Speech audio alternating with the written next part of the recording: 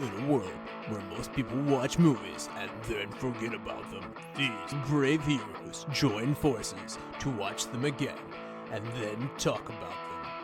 Join them in their epic journey as they go back in time, a decade and beyond, to revisit and break down films from a vast array of genres. Do these movies hold up over time? Are they classics? Find out on Retro Movie Roundtable. Starring your hosts, Brian Fry, Chad Robinson, Dustin Melbartis, Lizzie Haynes, and Russell Guest. Coming now to headphones in your ears. Welcome all you lords, ladies and knights, to the Retro Movie Roundtable. Welcome to the show where we watch movies and then talk about them. I'm your host, Russell Guest, from the Steel City of Pittsburgh, Pennsylvania, on a nice snowy Super Bowl Sunday. Joining me today also here in Pittsburgh is my good friend and co-host, Mr. Chad Robinson. How you doing, sir? I'm super excited to talk about a racing movie tonight. It is not a racing movie we'll be talking tonight, but it's that is funny that you thought that when you selected this movie. But, it is your favorite time of year, Chad. It is Oscar season, right? Absolutely. You know what? This year I'm doing really well, but it's just because they're nominating movies I've actually seen instead of vice versa. Normally Oscar season is grumpy. We do our annual recap. Every year we do a top 10 episode of the movies from 10 years ago. And we always read off, just for context, what the Oscars picked. Not that they correlate highly to what we're selecting, but I always say, like, how many movies did you see from this Oscar class for Best Picture? And Chad's usually like 0 or 1. Like he goes out of us. He's like, I accidentally saw 2 of them. He'll tell me, or something like that. Nominate better movies. That's all I'm going to say. Well, now to a man who I know sees almost every movie and puts us all to shame here, we have coming to us from Dudley, England, familiar voice and friend of the show, Mr. Dan Cook. How you doing, sir? Hi, Russell. Hi, Chad. Very good to be here again. Thank you very much for having me, as always. Very grateful. Always a big highlight for me, this is. What is a movie that you saw that changed direction aggressively? You could say it gave you Whiplash. Ooh. Dan. Wow. A movie that changed direction. Yeah, really took me by surprise. Sinners. Ooh, yes. Did you go in Sinners blind like I did? Not quite blind. I did know that it was a horror genre crossover, but I didn't know to what extent. Well, I didn't know it was a horror movie either. No wonder Chad's been going around recommending it for a year. It's a movie where there are certain people that are going to just adamantly say it's not horror. I think there's enough overlap for the common audience that, yeah, it has horror elements, but it's not scary. Mm-hmm. Yeah. All right. Now, how about you, Chad? What's a movie that changed directions on you so fast that it may have given you Whiplash? Very similar concept, but I went into the movie From Dusk Till Dawn completely blind, and that's the best way to see that movie. It's fantastic. Another one that I went into blind that changes direction, highly recommended. If I make it to this podcast by 2028, and please God, let me do something else by 2028, One Cut of the Dead is going to be eligible, and that is one that is incredible. It's confusing and just huge tonal and directional shift, and it goes from good to great. Okay. Our catalog is getting to be larger and larger as we approach. We almost have enough episodes now that you can listen to Retro Movie Roundtable every day of the year. Now we're getting close to that 365 mark. It's getting there. But I was looking back through our own catalog at some moments of what things we've covered that gave me a big change in direction. And 2 really jumped out at me. One was The Third Man and the other was Laura. Both of them are older movies. They're both phenomenal. I don't want to spoil anything for you other than to tell you they're both really good movies and I highly recommend them. And they have some changes of directions in them. And Chad doesn't like at least one of those movies. He was hard on The Third Man, but I didn't like either of them. Oh, you didn't like Laura either? Okay, No. well then I'm sorry that The Third Man was ruined because my brain just goes into guessing mode, and I guessed correctly. I was like, oh, that's no fun. I don't try to figure movies out. I just take it as it comes. I do not like to sit there on a mystery or like or something that's got supernatural play or science fiction. I try to live in the moment and not have it ruined for me. There have been times like where like The Sixth Sense was ruined for me. Like my mom figured it out ahead of time and announced it to the whole room very early in the movie, to the point where there were times she's just like, and she didn't mean to do it either. She just kind of announced it and like, she's like, oh yeah, he's dead, right? I'm like, what are you talking about? I'm like, for my mom, somebody who comes into movies 10 minutes late, like there's nobody's business. Like she just nailed its number right away. And I gotta say that really takes the wind out of that movie sales. I did not get the experience everybody else did. I feel robbed. So I have thought of another, possibly the best film to completely swap directions midthrough. It's a Japanese horror film from 1999 called Audition, which begins like a romantic comedy and then goes completely haywire. Mm-hmm. Yep. That movie got to that instead of Sinners, actually. Yeah. I really liked 80% of that movie. It got a little too grisly for me at the end, but like, it is a good movie though. I like your choice there. Kitty. Yep.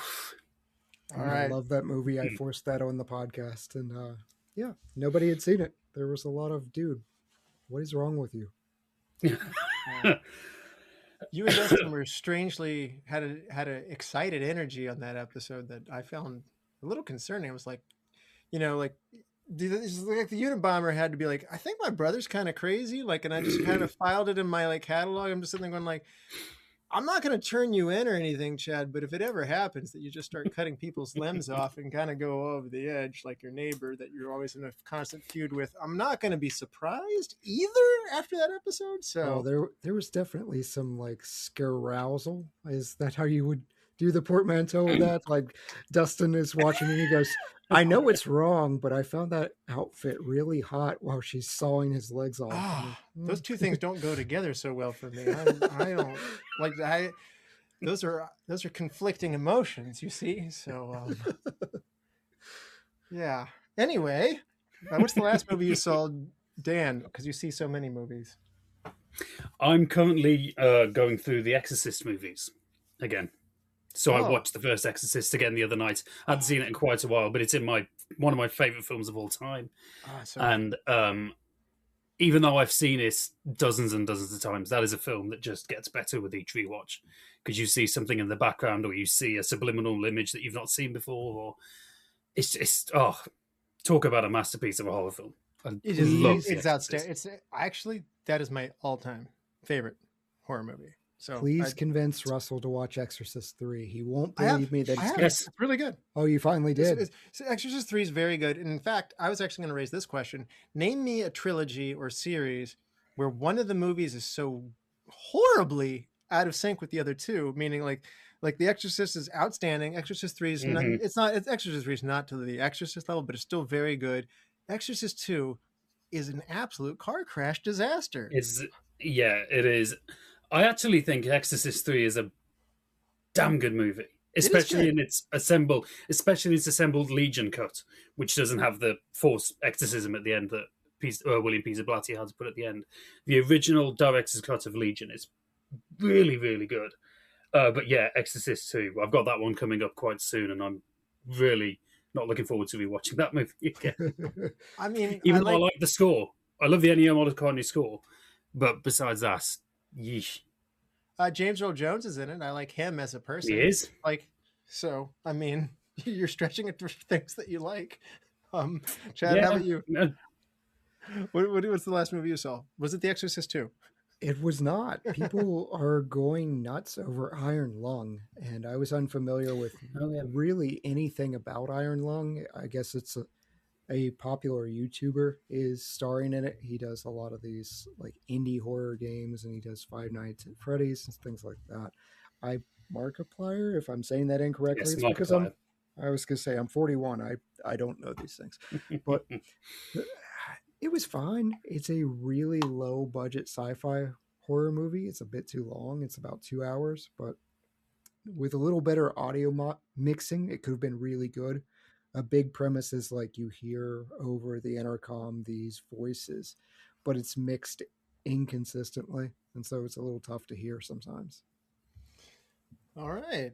And the last movie I saw was K-pop Demon Hunters. So Sweet. my son had been asking to see this one for a while. I didn't really know what it was or what the age demographic was, and What do you mean you don't know what it was? It's in the title. Well, I don't know. I don't know if we were getting where on the spectrum demon hunting is and stuff like that. It's pretty safe for your kids, though. So yeah, it was fun. It was a good time. It was better than I thought. The music's getting played pretty hard here in the last 48 hours. So if you ask me how I feel about it in a month, I might start to feel differently. But I mean, right now, the music was fun. It was good, and it surpassed my expectations. And I think it was a craze back in fall, maybe when it came out. I don't know. Mm-hmm. And I would say it lives up to the hype. It was good. I noticed it got nominated for an Oscar for Best Animated Feature. Got nominated for 2 Oscars. Yep. It will win both of them as well, I think. I think it will win Best Animated Feature and Best Original Song. So. Oh, yeah. Yeah. Oh, okay. Yeah, I mean, as long as stuff like Golden or This Is what it sounds like it's played instead of Soda Pop, you'll probably keep your sanity.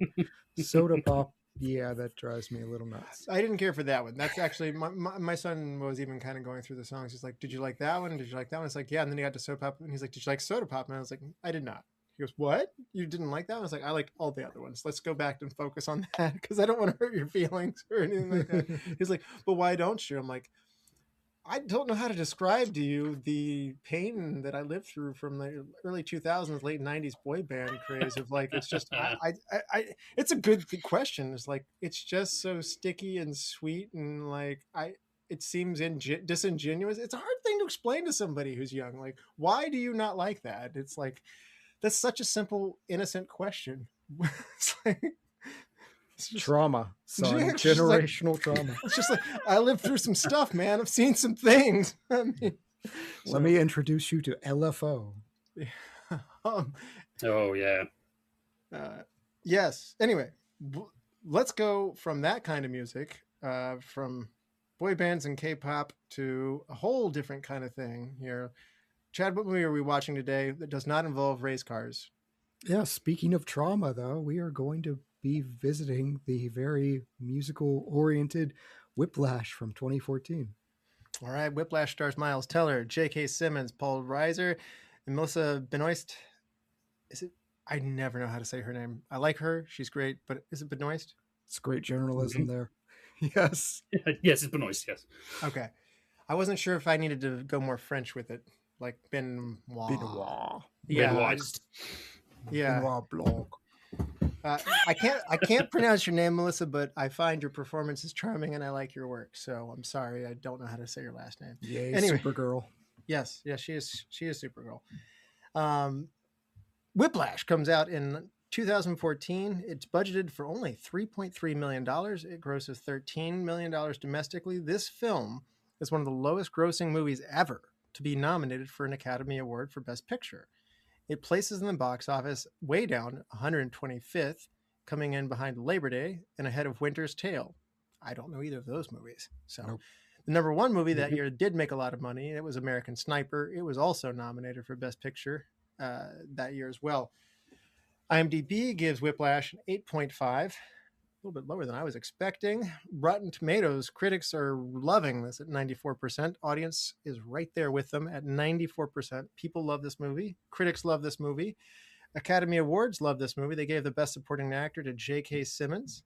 He went up against Ethan Hawke for Boyhood, by the way, and Ethan Hawke played a role over a course of 12 years in this movie versus 19 days of J.K. Simmons' work here on Whiplash. So 19 days of J.K. Simmons destroyed 12 years of Ethan Hawke's hard work. So for Best Supporting Actor in this one. So math checks out. Yeah. Boyhood's an outstanding movie. I recommend it too.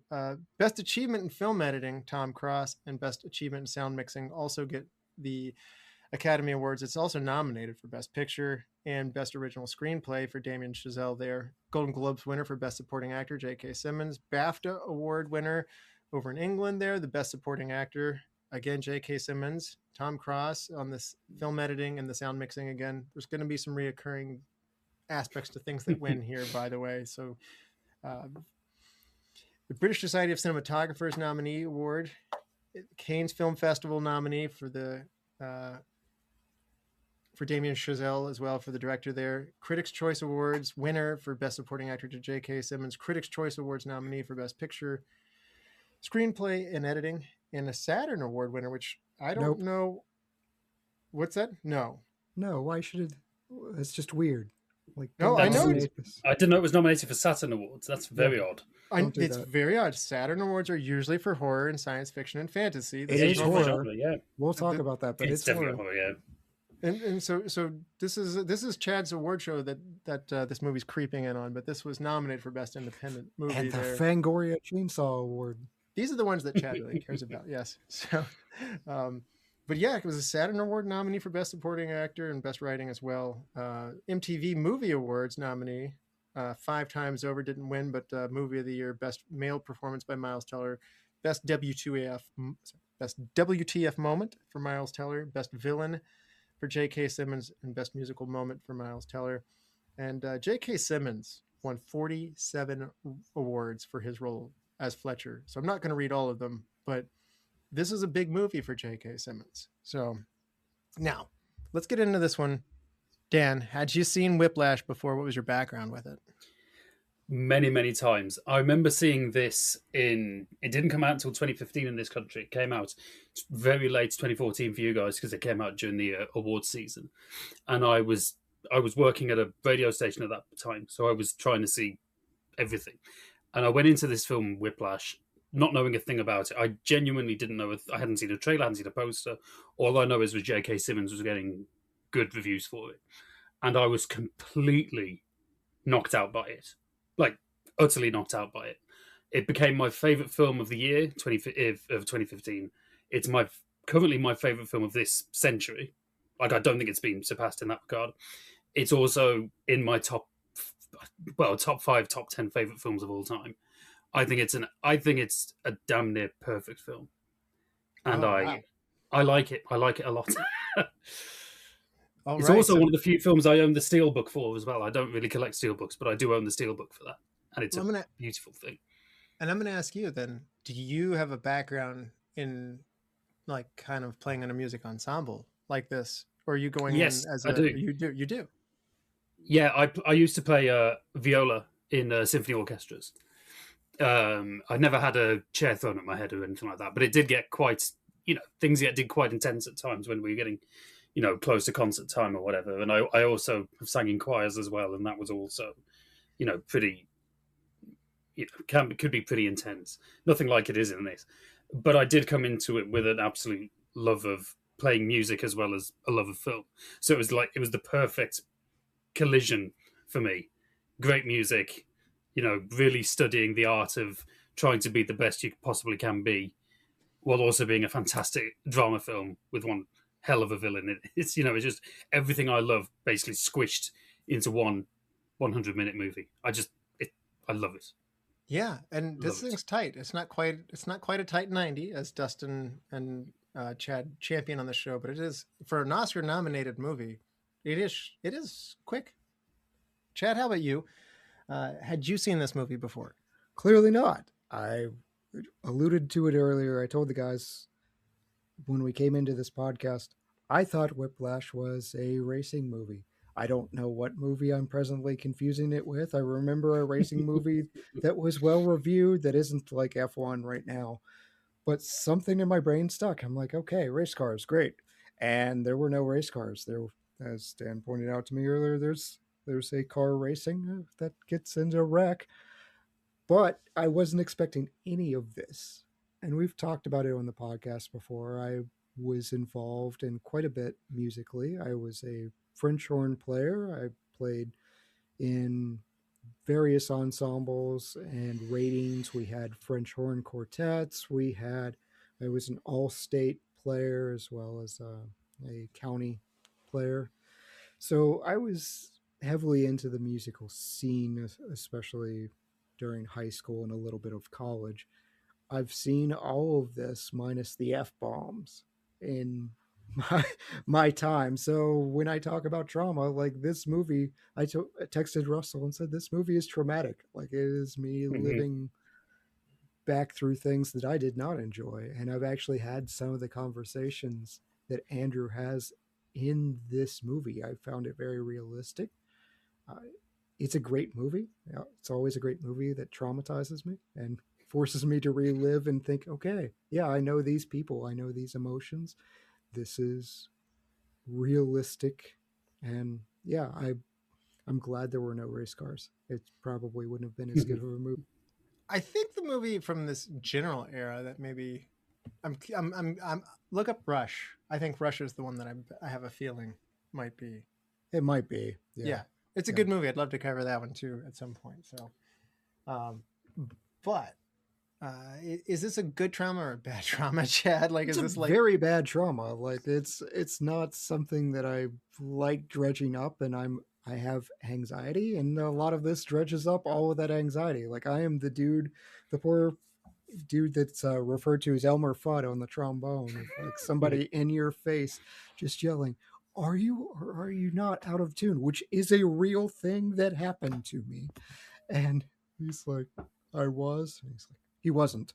But it's worse that he didn't know that he was or he wasn't. Mhm.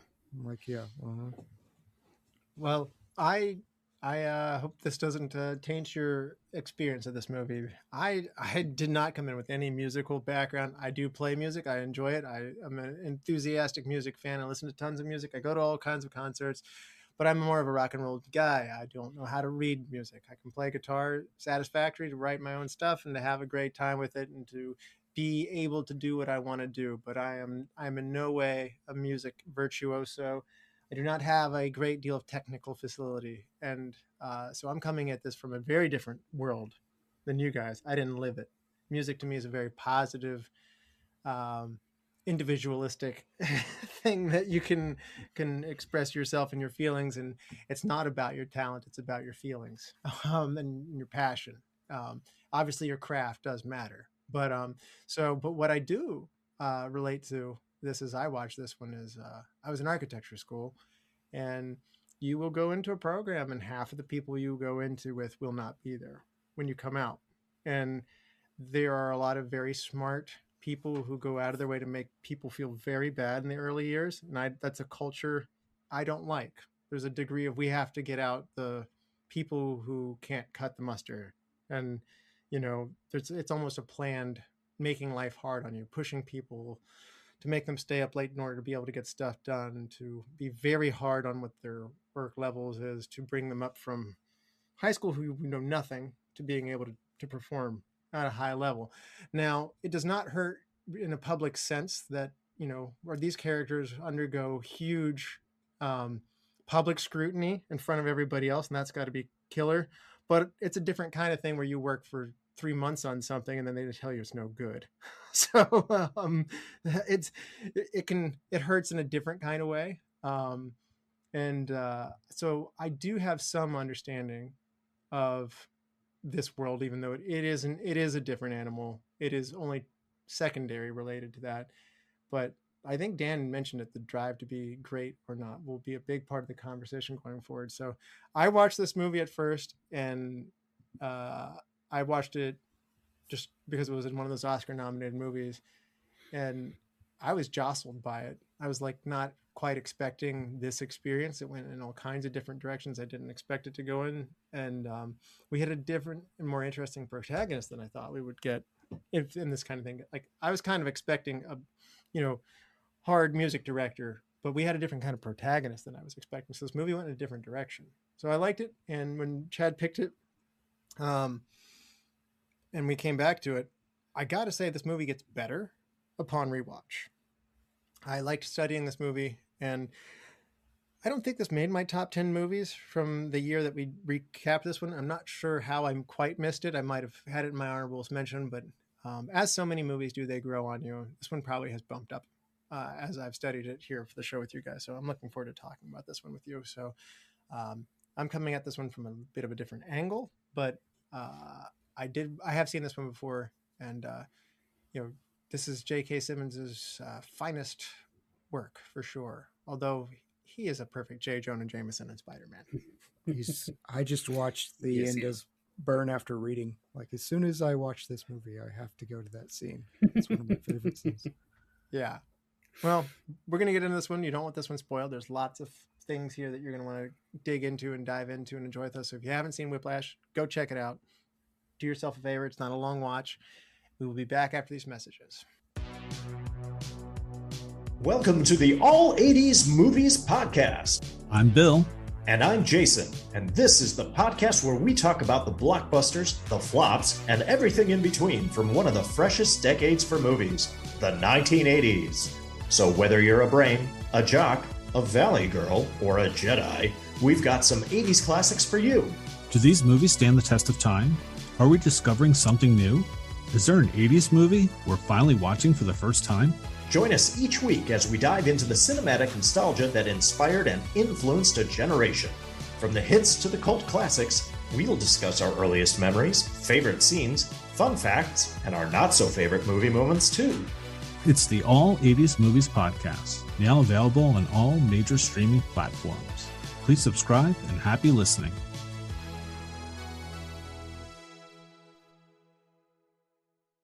All right, we're back. And this is your final warning. Chad, for those who haven't seen Whiplash since 2014 or 2015, if you're over in England, will you refresh people's memories?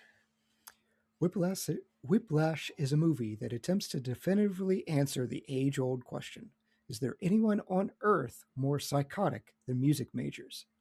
Andrew Neiman enrolls in Schaefer Conservatory, the best music school in the nation. Overhearing his practice, the prestigious conductor Terence Fletcher asks him to play rudiments, but leaves unimpressed. Later, Fletcher indeed recruits Andrew to perform in his ensemble as a backup to chord drummer Carl Tanner. Fletcher is a cruel taskmaster, bringing members of the ensemble to tears over being out of tune, and begins to mistreat Andrew, repeatedly slapping and berating him. Andrew, however, takes this as the world's most unhealthy challenge and practices obsessively. He does try a sense of normalcy by asking a young woman named Nicole out, but he discards her as he believes spending time with her would hold him back from greatness. Really, that's kind of an attitude I see in trumpet players, not drummers, but I guess drummers are there too. Andrew wins the chord drummer role, but blows it by forgetting his sticks and getting in a car wreck prior to a performance. However, he makes the performance bloodied and is unable to keep up. Fletcher tells him he's done, and Neiman attacks him on stage. He is then expelled and works with an attorney to get Fletcher fired for mental abuse. Months later, Neiman runs into Fletcher at a jazz club where they share a drink, and Fletcher invites Neiman to play for his jazz ensemble. As Admiral Akbar might say, it's a trap, and Fletcher starts the night off with a song that Andrew doesn't know, embarrassing him. Andrew takes control of the night and launches into Caravan, and the band follows him, forcing Fletcher's hand.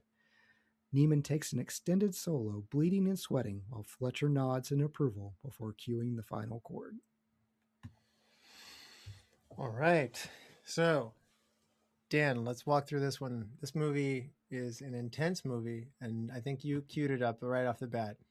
This movie lives on the line between how much is too much when pushing somebody for their improvement. When the film first came out, there's a critic over here, very good critic called Mark Kermode, and he basically said this is a war movie. It's a war between two battling minds about what should be done. He called it Full Metal Hi-Hat, which is a gag I really wish I'd thought of.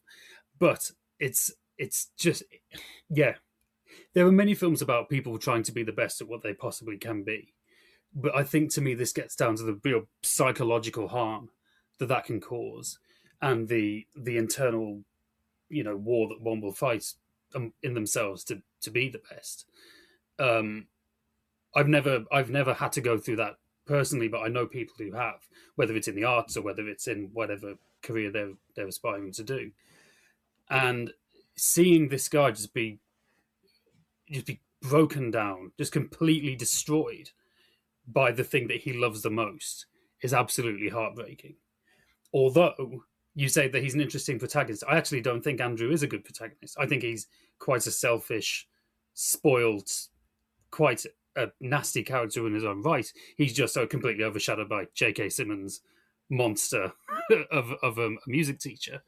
And I think it's interesting that you've got two very opposing personalities, but they're still on the back, the rather nastier side of likability. So you've got this one guy who wants the best, but he doesn't care who he pushes out the way for it. And then you've got this other guy who wants someone to be the best and will throw a chair at their heads to try and get them to be that.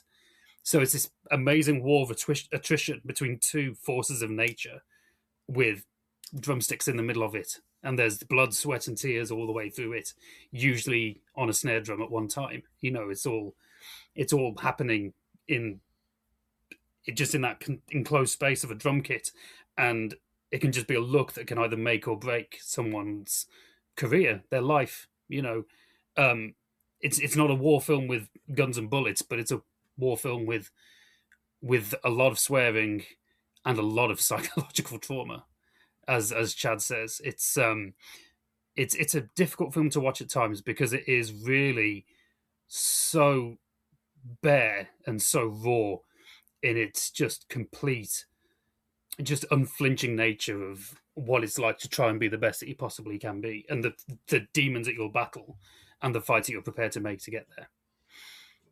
I totally agree. I had the same reaction when Russell called Andrew a protagonist. I'm like, he's not really a protagonist. He deserves Fletcher, and Fletcher deserves Neiman. Like, these are two people that they're bad in their own respects. They're both Andrew at the dinner table just talking down. Yeah, I could understand how those relatives would be annoying. Okay, they call him Tom Brady, and it turns out he's playing like Division III football. Like, no big deal. On his way to a Rhodes Scholarship because the one kid's in like a Model UN. The family is just trying to build them up, but Andrew is just being completely dislikable, and he's pointing out their inadequacies and how he's going to be great even if it means he's drunk and dead at 34. Like, that's how he just wants to burn out and be remembered at any cost, versus being traditionally successful and not remembered. And his interaction with Nicole is heartbreaking because he has that, he can't look at her at first. He's looking at the floor, and they have that conversation, and he says, I think you're pretty. Let's go out for some pizza sometime. And then they have one date where they talk about an imaginary jazz tune because the band didn't really exist. I didn't know till I looked that up, but he identifies that. And then it's, you're holding me back. I will be thinking about drumming while I'm with you, and I can't be wasting that type of time. I want to be great. That is psychotic. And Fletcher, on the other hand, is very much if you can't help improve my greatness, I don't want anything to do with you. Like, everyone is a tool to him. Everyone is something to add to his collection. He is determined to create the next Charlie Parker.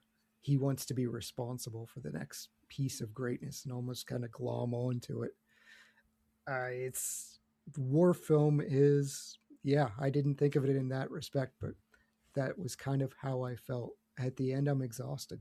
I'm exhausted of both of them fighting and just the war of wills between the two of them.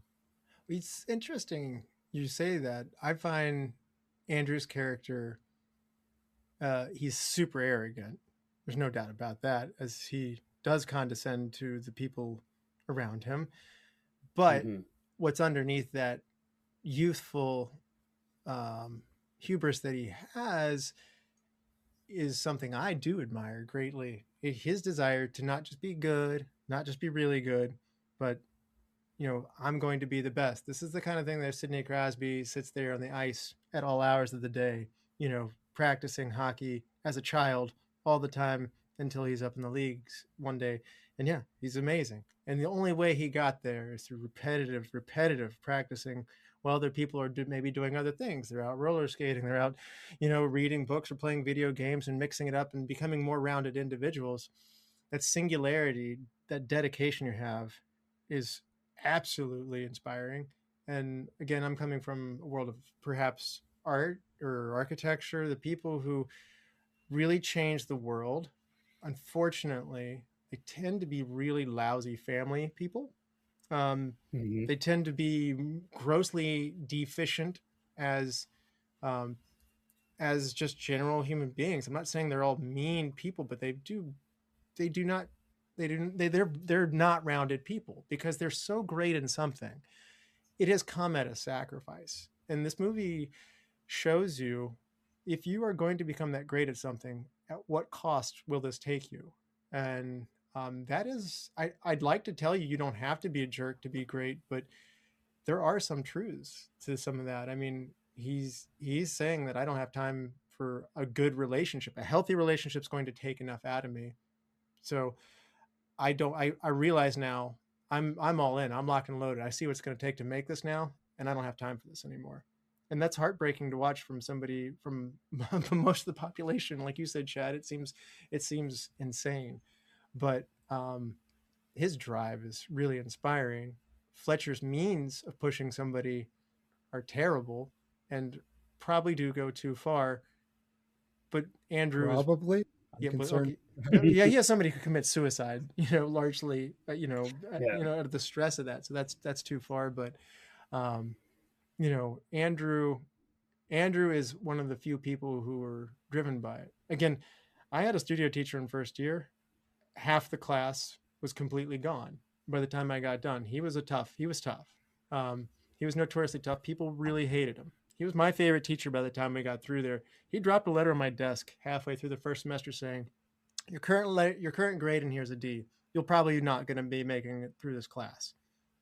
Anybody who got that letter in that didn't pass except for me. And I stopped doing other stuff. I mean, I dropped a class to take in summer. I refocused my stuff, any sports that I was doing, intramurals and stuff. It was a abrupt shake. You made it. It was hard to make it in. I was lucky to get in. I didn't have an outstanding high school transcript, but for me, it was a wake-up call that I needed of like, you only get one chance at this and you're about to blow it. And I didn't. I got through. I came back. I didn't get a great first semester score. I got a C to stay in the mix, and I got my act together though. And my grades went up in those studios, which are essential. So I would say the toughness in when Fletcher says one of the worst things you can ever do to somebody is tell somebody good job, because they accept mediocrity, and it's a nice thing to say, but it doesn't give them the feedback that they need to really get serious. So I don't know that I would have been able to push myself or to become as interested or as passionate about the things that I was in without being genuinely scared and your back's against the wall, like, kind of sweating bullets, being like, oh my gosh, what do I even belong here? Like, can I hang with the other people here? And, so there is something to be said for it brings it out in you. Having said that, everybody hated this teacher. So, I mean, he doesn't yell at people like Fletcher. He's very quiet, but I mean, he's the kind of guy who would just quietly look at it and say like, this needs more work. You need to do it again. This isn't up to where you need it to be. And I like in a martial arts sort of way, like, keep slapping the water, you need to build your discipline kind of thing. So he's more of the Zen master, but boy, it sure can be frustrating to, so I don't know, I'm rambling a little bit here, but I would say I found that whole dynamic extremely compelling. And that's why I find Andrew really interesting. So few people want anything that bad that they're willing to do that. Now, is he arrogant? Yes. Is he rude? Yes. Do other people even understand him? No, they're not nice to him at the table. They say he's uneven and unbalanced, and they kind of put down what he's doing. His comebacks, to my mind, were to some degree of like, you're laughing at me now, but I'm on path to do something really great here, and you don't even have any appreciation for it. That's got to be frustrating for those who you love around you, to just kind of not get what you do. And that made it more powerful for me because Andrew's doing this not for his dad, not for his mom or the people around him.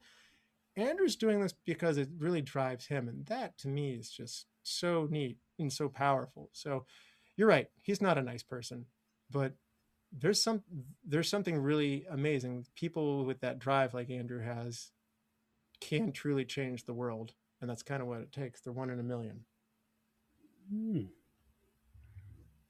I've got to be honest, I've never really considered that because I have always seen Andrew as quite a poisonous character, actually, especially with the way he talks to his, yes, his family doesn't, treat him well or anything, but the way he treats Nicole, I think is absolutely awful, really awful. He's basically trying to make excuses for things that he knows that he's going to do, so he's just trying to make himself, almost trying to excuse himself to be the better person, but he's actually coming across as the worst person imaginable by saying, you're going to resent me and I'm going to resent you, and it's like, give her a chance. You're just presuming that this is going to happen because it's in the way of what you want. You didn't want this in the first place. You've jumped in head first without thinking of the consequences. And he doesn't. I don't think he really cares about friends. I don't think he cares about family. All he cares about is his drumming. And I think for me, the most heartbreaking moment in the entire film is when he's being let go from Schaefer Academy, and he watches old home footage of him as a little kid playing the drums. And you can see, like, just on his face as a little kid, he's just loving what he's doing, and he feels like he's king of the world. And it's got to the point where his love has become his burden. The thing that he cares most about is the thing that could actually be slowly driving him to an early grave. We see him hitting the drums that hard that he's bleeding all over the place and his hands being cut open.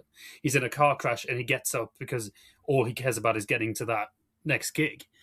He could, very easily die on his way to a gig, and I don't think it would really matter to him because all he cares about is the drums. That's all he can think about. His room's plastered in pictures of Charlie Parker and people like that, and drum charts and all that, and nothing else in his life matters. So I think it's quite a sad tragedy, really, in some ways, that his life is just so devoted to this that he can't see any other value in life but that, which is I think that is sad. I think he would have turned out the way he did whether Fletcher came into his life or not. I think he would have just been the same kind of arrogant guy anyway. I just think Fletcher was the catalyst for the violence within him. I think up to that point he was just a very quiet guy who would just isolate himself in the music rooms and play these rhythms over and over again till his hands bled. But it wasn't until he had that chair thrown at him and he had, the chance of actually being in Fletcher's band, which kept being taken away from him, that volcano started to erupt inside him. And then my favorite, I know we're cutting to the end when you ask what our favorite scene is, but the scene where Fletcher says, "It's over," after he's been in the car crash and he's bleeding all over the drums and he's almost passed out. And he just kicks that bass drum out of the way and just dives on Fletcher. I love that moment because it's so fast and it comes out of absolutely nowhere. But it is just this, it's like everything has been building up to this moment in his life. Somewhat, the person that he's most scared of, but probably respects most on earth, has said, "You're no good anymore." So everything he's been working towards since he was a little kid, playing those drums in front of his dad on the camcorder at home, it's all amounted to nothing. I think it's a really sad moment in the film. I think the film overall is a triumph, but I do think that moment is a very, very sad emotional moment. Mm-hmm. The effect that gets me more with each watch, actually, because you see the build up to it, and then you just see this guy just brought down to a child again. I think it's amazing. He desperately wants the approval from somebody that can understand. So yeah, you're right. Whenever he says you don't have it, that is world breaking for him. But it's fascinating. I watched this movie really late. I just didn't have time for it. So yesterday I had the Fletcher conversation with my daughter. She was in a Taekwondo tournament and she came away with second place in two of her, the three fields she was competing in. Great. And we were super proud of her and great effort and everything else. there are other kids, like this is their life. They do leadership courses. They're in it 10, 15 hours a week. Like they have their own routines, all this stuff. And I had the exact conversation with my daughter of, to be great at this is going to require something that you may not want to do. You may want to be a more well-rounded person, which is fine. It's how whatever you want to do. And she looked at us and she said, "I like to be pretty good, but I don't want to be. I'm not driven to be great." We're like, "That's fine, you know." But we're telling you, if you want this world championship, we watched a 9-year-old do things that if you gave me 2 decades, I couldn't do. If you want to be on that level, it's going to require a different sort of commitment. She's like, "You know what? I like getting awards, but if that's what it takes to be world champ, I'm not interested. I would rather have other activities and have friends and be able to spend time helping people outside of just this craft." And that was a cool conversation of like, okay, that's fine. That's where I've been most of my life. I've very rarely been the best at anything, but I'm happy being able to do multiple things well. And I think you're right. I mean, this is a path of frustration. Dan put it. This is you guys are saying it's a tragedy.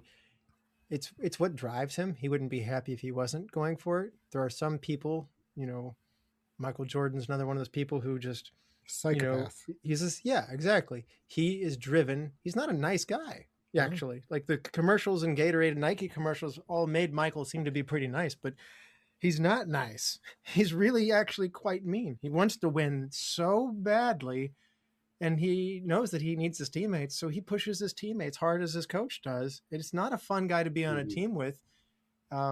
He gets results, and clearly he was an outstanding, great at what he did. I think there's an interesting study there to be made. It's really amazing when you can find one of those geniuses. There aren't many of them sometimes where you can sit there and say like, oh, this person was great. This person did change the world, and they weren't a total jerk, and they did. Or maybe they were an okay dad or mom or something in the process of this. And like David Robinson, Tim Duncan. It happens. Yeah. Going. Name all the Spurs. Sidney Crosby, as much as the Nationals may hate him, seems to be a pretty nice guy. Like he's a pretty level-headed. You don't. But have I mean, Michael he's Jordan a psychopath. syndrome. Like in terms of like he wants to be perfect. Like he wants to get out. But you don't get the bad teammate stories or the psycho Sid stories or anything like that. That's true. It's Jordan and Bird are of a different legacy than people like Sidney Crosby, or even Ovechkin is like getting drunk in hot tubs with models on his off season. Yeah. You're right, and they're different. Again, you can sit there and make these comparisons. So clearly, this isn't the only path to greatness, but I think there's something really compelling, and I think it's interesting. Fletcher is bringing Andrew into his world. Andrew doesn't like Fletcher, but he's becoming more like Fletcher throughout the movie. In the beginning, we see Andrew wearing a white shirt. Fletcher is portrayed throughout this movie wearing a black, like all black, makes him very domineering. And at the end of this, we have Andrew in a black shirt. He's entering his world throughout this movie. And I don't think it's resolved. I think the ending is intentionally unresolved when you read what Damon Chazelle wanted this ending to be. Where do they go from here is up to you, the viewer. You see somebody, they have respect for each other, but it is a toxic, I don't know what I want to say, codependency, like where, I don't know what the term is, but like they're pushing each other.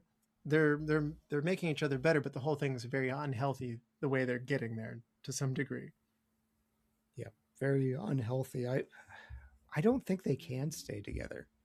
At least in the ending in my head, like Andrew's proved his point and Fletcher's proved his point, and I think they have to go separate ways. They will. I think you can only, I think that's his mentor at that point, and he's gotten what he needs from him. And I think Fletcher sees that too. He mentions at one point, I need to push somebody to see how, my job is to push somebody past where they think they can push themselves. Do you need to do this? Does the military, like when they're training, Marines, do they need to do that? I don't actually know the answer to that as a psychologist. Like, I don't know That's why. life or death. This is Carnegie Hall music playing. It's I understand it from the Marines and Navy SEALs and things like that. When it's life and death and you are the top protector of your country, absolutely. When it is performing the best clarinet solo, no. maybe Dan with his viola though. You were Don't, because I wasn't a very good viola player, even though I loved it. I do think that question is it all worth it is really answered in the end by that single shot of the close-up of J.K. Simmons' eyes. And I think he's smiling at him. Yeah. I can't exactly tell, but I'm sure he's smiling at him. And I think that's all that Andrew was waiting for that entire running time of the film, was that smile, was that look of approval saying, okay, you've got it. Yeah. You've got something. And then it just, it cuts to absolute silence, and he looks at Fletcher, and Fletcher looks at him, and it's a look without words, but it says absolutely everything that needs to be said in that moment. It's brilliant direction, actually, on the part of Chazelle, because it's show don't tell. I don't think the ending is ambiguous as it as Chazelle himself makes out. I think it is very clear at that exact moment what Fletcher and Andrew are thinking, because there's such a good moment where he begins that drum solo into Caravan, and Fletcher says he is going to gouge his eyes out. He looks like he wants to kill him on stage then. But then he starts to twig what Andrew's doing, that he's taking control of the situation that Fletcher tried to, take off him in public. And he realizes, okay, he's pushing himself. Maybe it has gone the wrong way. Maybe I shouldn't have done this, but it's going. I'm starting to get my Charlie Parker. And it's that ending to me is one of the best endings to any film of the past 25 years. That to me is like the quintessential get up and cheer ending. That final 8 minutes where they do the entire Caravan is just mesmerizing cinema to me. No, Absolutely mesmerizing. It is a great finish. I do think that question of is it all worth it? You were talking just now about your daughter, Chad, and Taekwondo. It reminds me of a scene in Whiplash where they're just about to go on stage, but Fletcher sees a friend of his, I'm not sure, like an old acquaintance, and he's got a tiny little daughter, and she says she's just starting piano, and he says, when you're older, will you come and play in my band? And you're just thinking, no, that's like, will you come into my parlor? Said the spider to the fly. yes. That's like, don't get drawn into his web. You don't want this. He's all smiles, but actually, he's going to torture you if you want to try and be good at this. Don't do it. He clearly thinks as highly of himself as Andrew thinks of him. So you've got these two massive egomaniacs, just butting heads against each other for the entire movie. And it's only at one point where fists actually fly. The rest of the battle is done purely with words. It's, I love it. I could talk about this film for hours. I know I'm not making much sense, but I just love this film. No, I'm glad you brought up that scene, because that was something offline I talked to Russell about. I have had the conversation that Fletcher and Andrew had in the bar with my wife of, I had a music teacher in my past that made me hate music. I loved music. And how he approached it was very much in the Fletcher style of, I'm going to push you, and particularly if I don't like you, but you're talented, I'm going to treat you disfavorably, and I'm going to do things to spite you. And Russell had this teacher outside of a concert and ensemble type setting, completely cool. And it was just like dealing with the little kids. That type class couldn't do anything for his greatness. So he treated them kind of equitably and just like a normal human being. Whereas with us, we received full-on psychopath of just, I would rather, that type of motivation does work on some people. Clearly it to some extent worked on Andrew, but I would rather the Tony Dungies of the world that go about things without being in your face and demeaning you, and that doesn't motivate me. I have a natural flight response to that. I want to get away from those types of personalities. And the trauma I talk about is, yeah, I was good enough to be first chair in certain things, but I didn't like the constant scrutiny and the constant demeaning of who I was, not just as a player, but as a person. And to the point where I stopped playing music after college and haven't really touched it, because it reminds me of a time that I didn't enjoy. I love playing, but there's pain involved for me whenever I bring out my horn. It's interesting you're bringing this up. J.K. Simmons said of the character, there was a poet, and corresponds with an aspiring writer, where he said, if there's anything else that in life that you could possibly do that might make you happy, do that. And only if there's truly not should you be a poet, which is probably good advice for poetry because you don't make much money in it. But I mean, so that's really great advice. But, Simmons said that Andrew would fall into this category. Chazelle said that Andrew would fall into that category. Sorry, Chazelle said that. But I think that's a really great moment there. And Chazelle himself, to be true to your point, Dan, said that this movie was made to inspire a discussion, a debate. Are we happy for Andrew? Are we lamenting the loss of his humanity?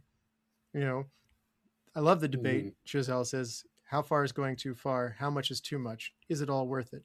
It's a kind of restlessness that might be necessary and appropriate if you're if you're training Navy SEALs, to your point, Chad, like you said. But I know is it appropriate for music school?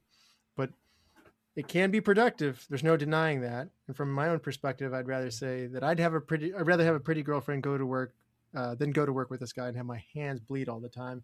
I would have made a different choice, Chazelle said, from making the movie. But he also came out of that world where he, like you, Chad, had a abusive band director, and so he walked kind of your footsteps in creating and writing and making this movie. And I can tell. I could tell there's musical background, and that was the question in the back of my head. Like, Dan says he enjoys this. I bet you have musical background of some kind of ensemble, because did this feel real to you? Yeah. Like, Oh, it definitely did. Definitely it did. But I think with Fletcher, above everything else, being a teacher, he's also a bully. One of the first things he asks Andrew when he comes into the group is, so, tell me about your family. What does your dad do? What does your mom do? And he's not doing it because he wants to know more about Andrew. He's using it so he's got more arrows in his quiver to use as weapons against him when Andrew's at his lowest. And it doesn't take long for him to suddenly turn on Andrew because he's rushing or dragging, in that great scene. I used to sing in a cathedral choir. Sorry, I've got a fox running around the back of my shed and it's driving me nuts. Beg your pardon. And we would do hundreds of hours of singing a week. Hundreds of hours in the Christmas week from Advent Sunday to Boxing Day, which is December 22nd. We would do over 100 hours of singing, including rehearsal. And I was not even a teenager yet, and our throats would be so sore and and everything, and we'd be pushed to our absolute limits. It didn't get to the point where chairs were being thrown at us, but it certainly did get quite, it did get nasty at points, because we knew that we had to do this. We were getting up at 6 a.m. in the morning to do music practice, having our breakfast, and then going to the cathedral to do 2.5 hours, 3 hours of rehearsals before, a major service. So yeah, I can absolutely see the obsession in the writing of Chazelle's here. You can absolutely see that this comes from a place of absolute truth. Even though I have seen plenty of videos online of jazz musicians and people watching scenes from Whiplash, and they're saying, "Oh no, this absolutely wouldn't happen." All I can say is, from my own experience, it does. It does happen. And whether it doesn't have to be music, it can be any teacher, whether it's history, geography, physical education or whatever. You will always find that one teacher who thinks that they can push the boundaries because they think they know what they're doing better than others, when actually they're just causing irreparable harm to a little kid's psyche, And the fact that I think it's interesting that Fletcher gets away with the fact that he was inadvertently responsible for the suicide of that kid, which he blames on a car crash. He can't even bring himself to admit that it was his torment that caused the depression that caused Sean Katie to commit suicide. I think it's interesting that Chazelle doesn't really address that again. Andrew, when he goes for that drink in the jazz bar, he doesn't mention the fact that you lied to us. He killed himself. He didn't die in a car crash. That's never referenced again. And I think to Andrew, that isn't really that important. No, it's just another. It's just some Fletcher's methods just didn't work for this kid, but they are working for him, even though it's causing him a lot of psychological and physical harm. Mm-hmm. It's interesting seeing some of those scenes. Like, I've experienced those temper tantrums where they will cue up and let you play 1 to 2 notes, cut you off, and then have you do it again. Same thing, just out of pure spite. During marching band season, I had a director who would let us get to the farthest point we were from the original, blow his whistle, and would scream at us to run back in like 100-some heat. And he cut our water breaks because and kids were passing out all over the place. And he was doing it out of spite because he was mad at us. And so make everyone go as far as humanly possible from where your spot. And you're doing wind sprints, especially the dude with the sousaphone was not having a good time. It's a power high. That's what it is. It's just a lust and power. That's what it is. I do want to say, and this won't be any justification for your bad time, you played for, I think, a good band, right, Chad? Like your the best in the state. Yeah, there you go. Consistently. So this is not justification, but it's further adding to the conversation of, unfortunately, your path was it did lead to a very good product. And what famous personalities do you share a personality profile type with? I share. Yeah, my personality is an ENTJ. I'm totally I'm very driven, not off of people's feelings, but by the results. Mm-hmm. So I'm in danger of becoming one of these people. Yes, I am the type of person who could be like Steve Jobs or Thanos. So, yes. I mean, my wife and I are the helpers. We are the people that have empathy and just are saddened by people like you. Yeah. Well, I didn't remember. It wasn't me who was your band director, even though although you're just like, the results were justified. You were really I'm not good. saying they're justified. So if it makes you feel in any way, shape, or form better, you were good. You're objectively good. So, what he's saying was, it was worth it. Right. There you go. That's what he's saying. I did like the scene where someone's like, isn't music subjective? Can you actually tell if anybody's good or not? And like, I just love this big blank stare. Like, yes, yes.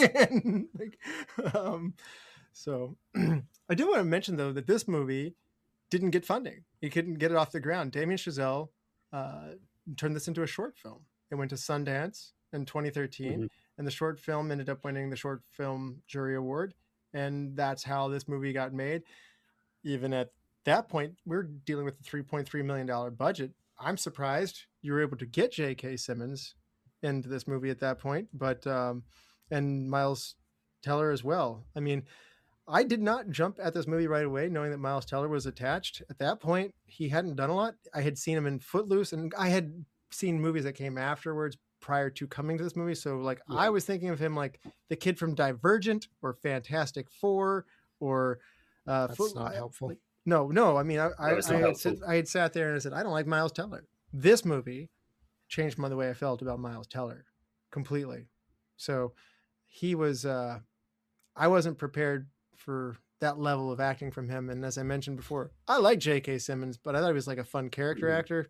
This was a really big change of, wow, both of them level up for how I perceive you as an actor after this movie.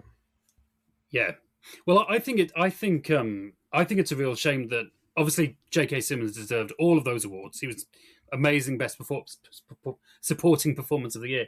But I think it's a shame that Miles Teller didn't get more awards recognition, because I think he delivers just as good as a performance as J.K. Simmons does.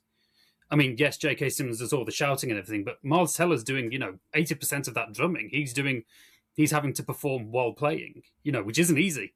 It's I think Miles Teller does a phenomenal job in this movie.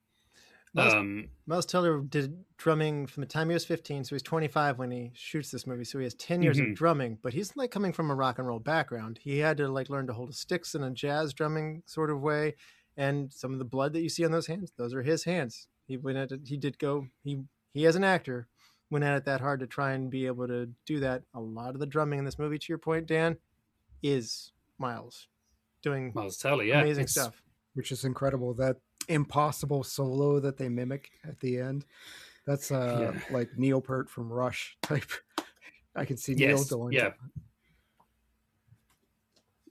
yeah, definitely. No, I think Miles Teller's fantastic in this. I'm like you, I hadn't seen too much of Miles Teller before this. I think I'd seen him in, what's it called, Short Term 12, I think it was, and he was in a movie, Project X, I think it was called as well, which is like a teen party movie or whatever it was. Yeah. So I hadn't seen him in anything else, but this is easily Miles Teller's best performance. And he even had a traumatic car crash when he was younger. Method acting. Yeah, he was late for a jazz competition and had a car crash. So you can see scars on his neck, as like from his actual real life car crash here and there. So, they wanted Miles Teller for the short video for the Sundance video, but they obviously timing and all that stuff didn't work out, money, etc. So he didn't get Miles Teller in there, but they got him in there in the regular one. So Johnny Simmons was cast in that one instead. Yeah. So have you seen the short film version, Andrew or Dan? Yes, yeah. I've seen the short. It's interesting watching the short because it feels so much more televisual. It feels so much more rushed, not in terms of its production or anything, but just by the look of it. Whiplash to me, when I think of Whiplash, I think of the color yellow. It's got this really strange yellow tint to it, whether it's the wood paneling of the music room or the spotlights of the stage on which the bands perform.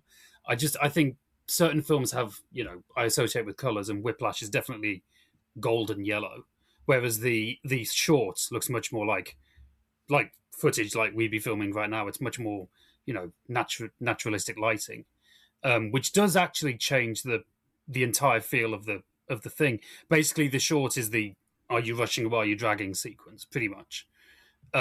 It's pretty much that in its entirety. It's about 17 minutes long, I think, and you can clearly see that J.K. Simmons is really getting into character. You can see that he wants to be doing this role on a more, not permanent basis, but like he really wants to expand it.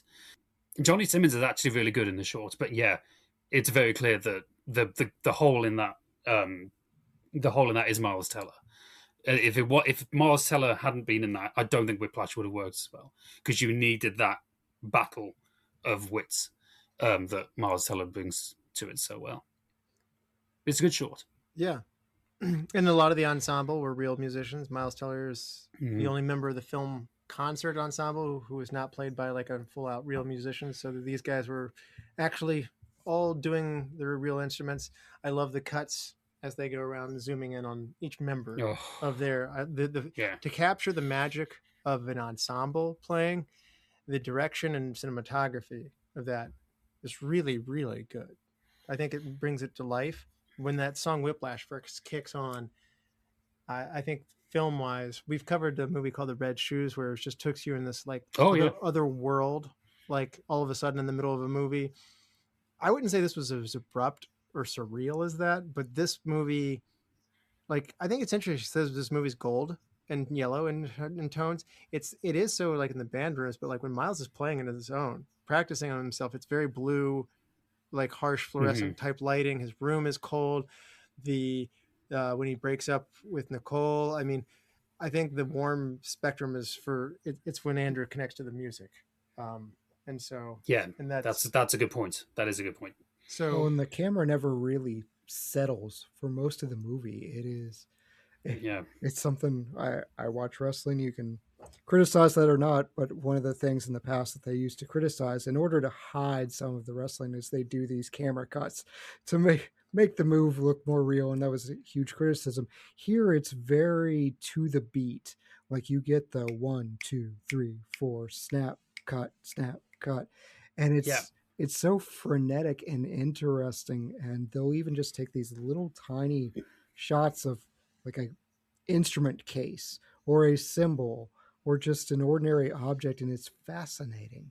And timing all this to the cymbal crashes for your cuts is so brilliant that I can definitely see. I didn't get a chance to watch this a second time, but when I do, I'm gonna try and make a more deliberate effort. Not every time the cinematography stands out to me, but this one, it was like right away you get that hallway shot that slowly tracks in, and that's probably the longest shot of the film. this didn't even get a nomination for cinematography from the big boys. That's a shame. Like I don't see how it doesn't at least get a nomination from the cinematography standpoint, Oscars, BAFTAs, etc. So it did get a cinematographer's kind of nomination, as we read earlier. But yeah. Going back to Simmons, it's interesting. Chazelle gave him the assignment. I want you to take it past where you think it would go to the normal limit and where that would be. I want to see a human being on screen. I don't want to see a human being on screen anymore. I want to see a monster, a gargoyle of an animal. And many of the band members had gone through like the path as you've described, Chad. And so it was like he did go there. But what's interesting is this isn't one of those method acting things where you then have to become this awful, terrible person to be on screen around afterwards. Simmons was as sweet as could be, according to everybody. And, between shots, he could turn it on and turn it off. I'm always impressed by that. I, some degree, understand method acting. Just like how can you really get into that being terrible and then turn it off and then not be? But I think that's actually even more impressive when you can turn on a dime like that. So I can't remember the actor that related that famous story of what they said they don't believe in method acting. It's just called acting. It's just called acting. Yeah. Was it Gary Oldman? I mean, was it an interview with with Stephen Colbert? I honestly think we said something like that in The Exorcist. I know you just said you saw The Exorcist. Friedkin could have been. Friedkin really pushed people beyond the limits, like firing guns off in the stage and making people legitimately cold, hurting them. So he had these Fletcher-like tendencies of, we talked about it in a real life setting of, is it worth it? The Exorcist is outstanding. The people were not treated well. And I think it was the gentleman who played the father and that one, not Max von Sydow, the younger one. My name's Jason Miller. Thank you. Jason Miller, I think, said, I went to acting school. I know how to act, and I can act afraid and stuff like that. Like, I don't need you to fire a gun behind my head.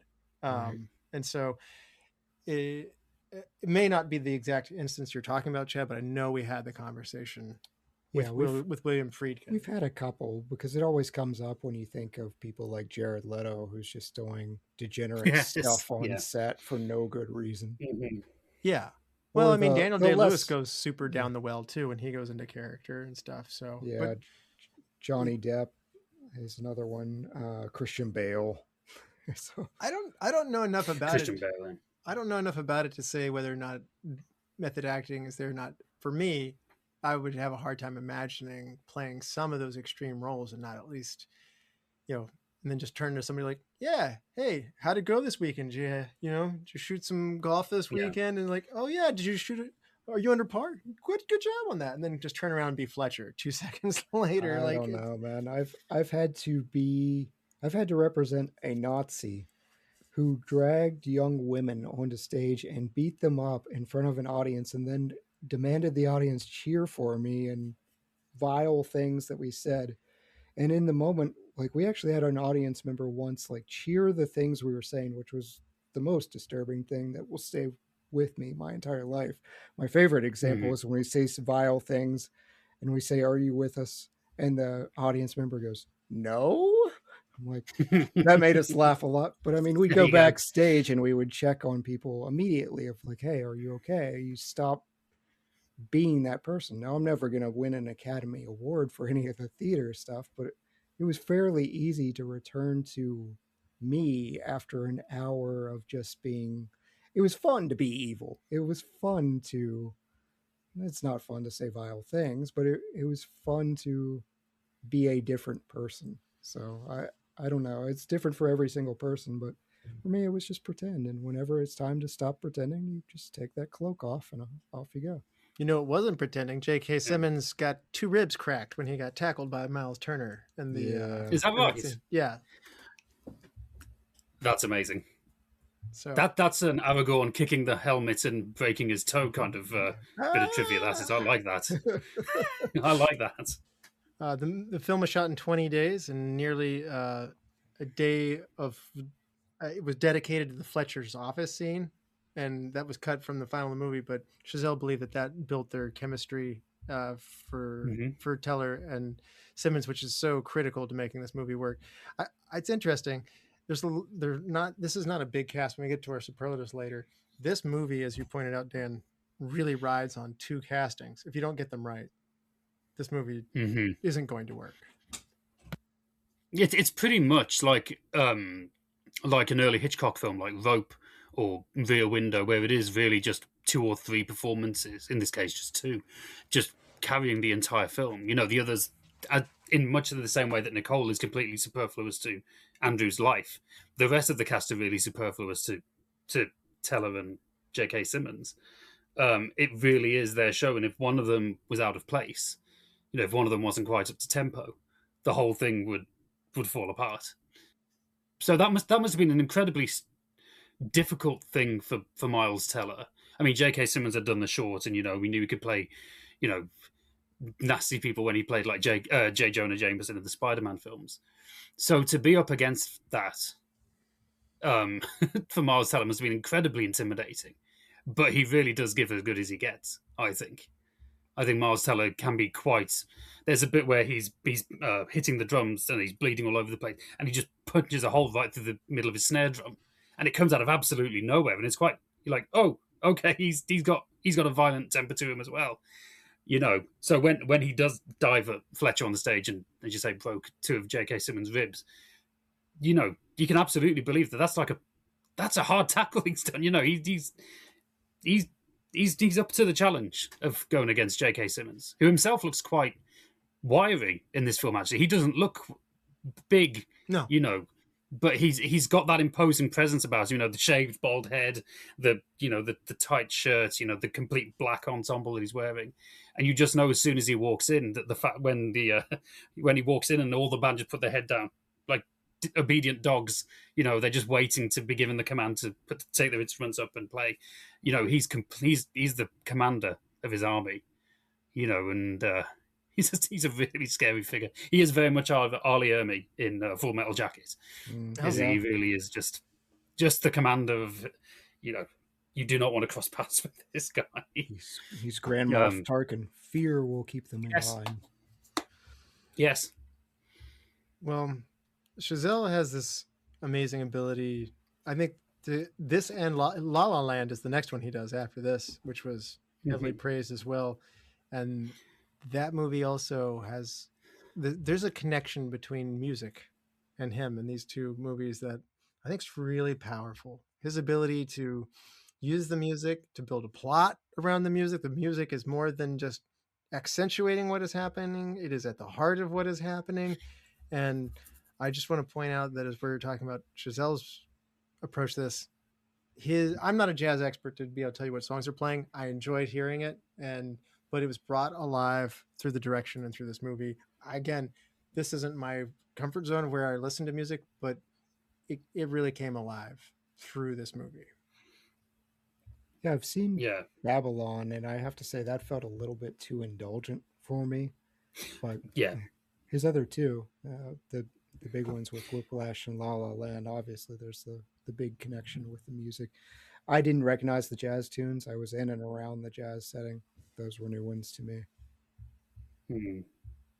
Well, with Damien Chazelle, before he did Whiplash, he has a writing credit on a film, I think it's 2011, called Grand Piano. And it's pretty much like the film Speed, but set at a piano, where Elijah Wood has to keep playing in a concert hall, keeps playing the piano, or someone's going to get shot. Huh. It's pretty much that scenario. And Damien Chazelle had a writing credit on that as well. So I think music is very much a part of, Chazelle's kind of forte. He also had a hand in writing 10 Cloverfield Lane, and there's quite a big thing about music in that film as well, with the John Goodman character. So yeah, music is definitely something that sparks Chazelle when it comes to. I actually haven't seen Babylon. I do want to see it because I love both Whiplash and La La Land, but I haven't heard. I have heard it's a very indulgent movie. But I guess if you've made something like Whiplash and La La Land, I guess you're allowed to be a bit indulgent. It's in the name. If you're going to title your film Babylon, yeah, it makes sense that it would be indulgent. I love 10 Cloverfield Lane. The Last Exorcism Part 2, less so. I wish. No, I didn't realize you had a writing credit on that. Yeah, I think the final scene is 9 minutes. I think you pointed out, like, of just the drum performance is outstanding, and the way that the movie ends is there, and that is the closing scene is, I guess, reminiscent of Andrew's hero Buddy Rich. Buddy Rich has a famous Impossible drum solo, as it's known, at a Frank Sinatra concert in Dominican Republic. He showed even in his 60s that he was the greatest of all time by playing through a heart attack before going to a hospital through his performance. So wow, we talk about Psycho and Drive and greatness. There's some of the influence of what's driving this behind there. I wish I were more in touch with the music to be able to bring the stories like we have for the direction and the acting here, but I can only assume it goes to that level as well. The one thing that threw me off, and I actually had to look it up, I have never seen a drummer's sheet music with the actual notes on it, because he's pointing out what's that, a dotted eighth note and things like that. I'm used to seeing more, you would probably make it akin to like tablature, where it would have the strikes and the fills and things like that, where the drummer would be responsible. But apparently that's a thing in jazz drumming. I was around the jazz band, but I never really looked at their charts.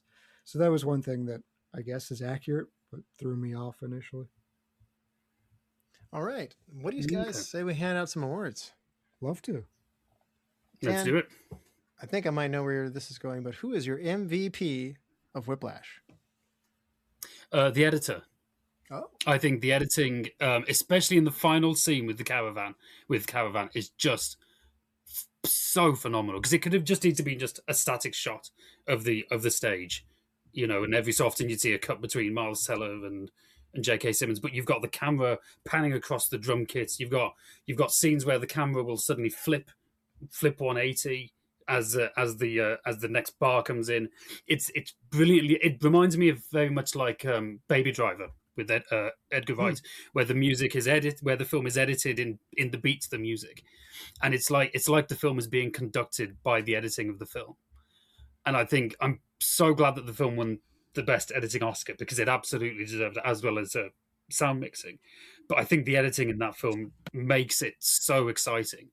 How the idea of watching someone playing a drum solo for 8 minutes could be extremely tedious, but it's edited in such a way that is just so exciting and so dynamic, and so I've never seen a musical performance, even within the musical genre, actually executed like that.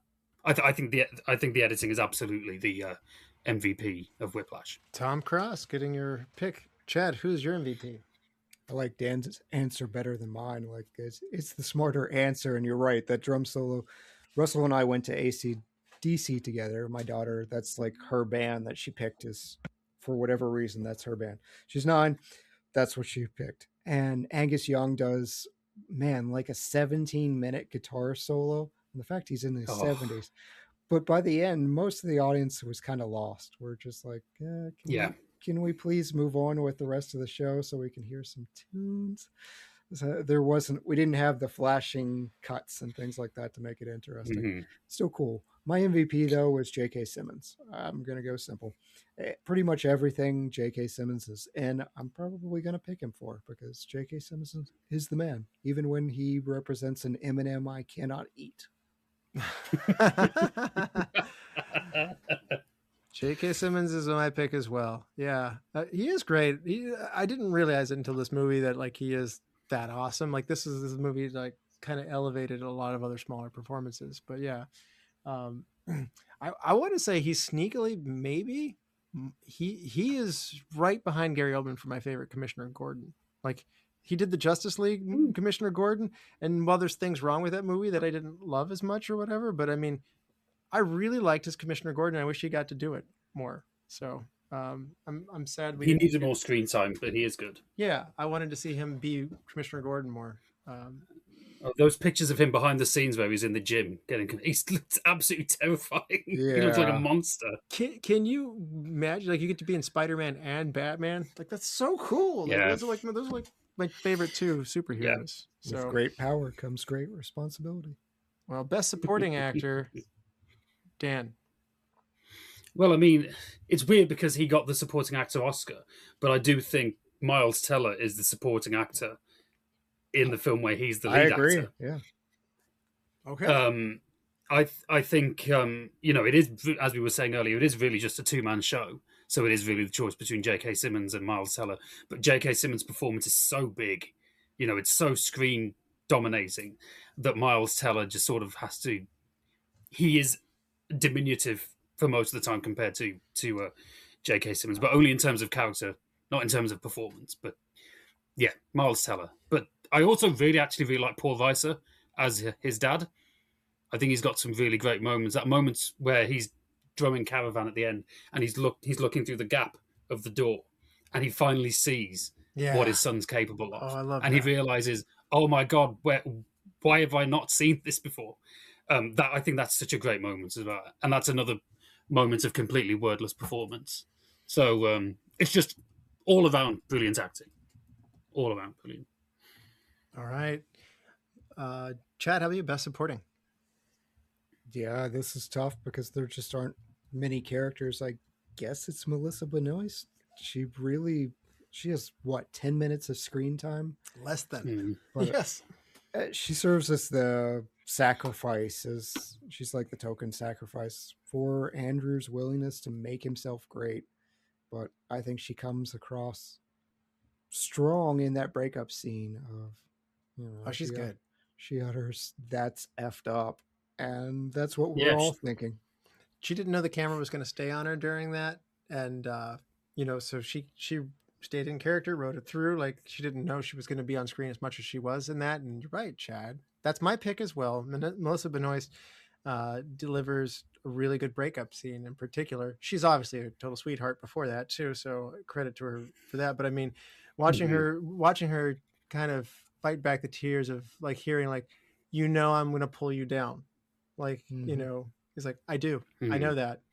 And in reality, it's a cruel scene. But like I said, Andrew's not lying. He's doing one of the most kind things in a way that he can do is like, if you follow me, I'm going to break your heart. And I now know that. And you're responsible for me to reach out in the first place. And it is one of those things of like, he has saved her either a 6-month or 8-month or whatever impossible relationship that will ultimately fail in the end. It hurts, but nothing he said was untrue, unfortunately. Yeah.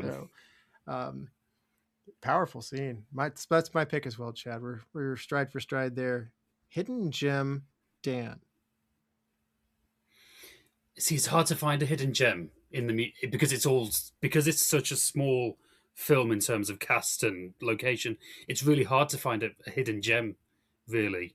I think my hidden gem would actually be the title track Whiplash. I think that's a damn good piece of music, and whenever I watch the film, it gets stuck in my head for days after. I have the record of the Justin Hurwitz soundtrack, and I listen to that very frequently. I'm not a jazz fan, but after watching Whiplash, I did end up buying some Dave Brubeck and some Miles Davis. because I thought the music that was written for the film was great, and Whiplash especially is really, really great tune. Yeah, and it's indicative of there's a car crash in this movie, like where Whiplash is there. It is the sudden reaction of like, I've entered this musical world. That is the name of the song. That title is means so much to the movie. Yeah. Chad, how about you? What's your hidden gem? The title tricks people like me into thinking we're getting a car racing movie. I like the JVC band at the very end. There's the bass player, and he's situated right by the drum set, and he keeps looking over with these. And we've all had these in performances where you look over and you're like, what are you doing? And what are you doing? And he chimes in at times. He's like, what are you doing, man? We've all had that. And especially if you've had a drummer go rogue on you, which I have had, you look over. I play a bass in a band, and our drummer will occasionally go rogue and decide that they don't want to keep the beat anymore. They just want to do whatever the thing is in their head. And we all look over. What are you doing, man? So that dude's expressions were perfect.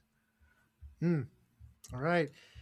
I've alluded to it. I thought the cinematography on this one was pretty awesome. I'm going to go, and granted, the editing helps as well, to your point, Dan, but I'm going to go with Sharon Meyer for my hidden gem here. And I like your pick of just the jazz music that we have here, because it is a big part of the entree. So it is the sauce that makes this all come together. So it is. Recast. If you had to recast somebody and put somebody else in their place, Dan, who's it going to be? It wouldn't happen. It wouldn't happen. This is one of the few films I genuinely think is perfect. It is perfect. Think about it. You can go down the list. You can replace the third chair drummer behind him who keeps coming in and stuff like that. You know, there are we allow you to chicken out and just to play the game. You see, I'm about to chicken out.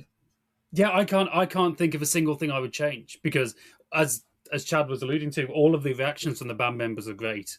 You know, all the ones who are professionals that are either in the Schaefer Academy and they've all got their heads down. And that scene where he says to that guy that he's not out of tune, but he thought he was, and that's even worse. I think that's horrible. That's so evil. I considered him for my hidden gem. Yeah, Elmer Fudd. Yeah. I genuinely can't think of a thing I would change about this movie.